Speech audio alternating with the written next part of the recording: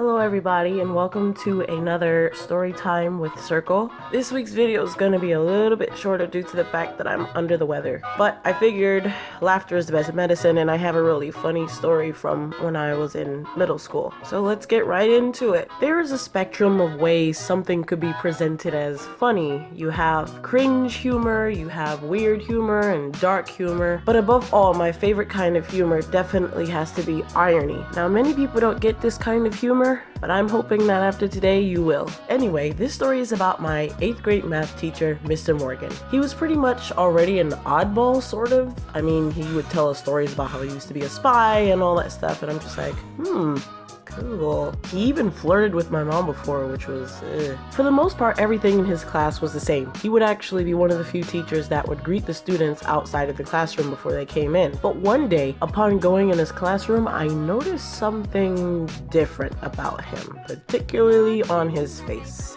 He seemed to have had these 3 Wolverine-looking scratches going across his nose. When we were entering the classroom, the face that he was making was clearly very self-conscious, which made me laugh. It's like he can see all the kids staring at him from his peripheral vision, and instead of having that inviting smile he usually has, he has this weird, uptight face like I know they're looking at it, and as I'm walking by to get a look at it, I can clearly see him trying his best not to acknowledge the fact that I am acknowledging his scar. When he enters the classroom, he opens up with, "Well, I know you guys were looking at my nose when you came in the room." It was making me laugh internally that he was very aware of it, as I predicted. He proceeded to explain to us that his cat scratched him on the face when he was trying to reach up on a really high shelf and pick it up, which, of course, I visualized a cat jumping on my teacher's face and scratching him, and it just seemed like the most generic way to get injured by a cat, and that made me want to laugh even more. I could totally see something like that happening in a cartoon, which is hilarious and ironic. The next thing I noticed is the way the scratches actually look. When you look up pictures of cat scratches, they're kind of dicey, you know, they're just kind of here and there and everywhere. So take real cat scratches and put it aside cartoon cat scratches, and you can see that it's not really matching up. But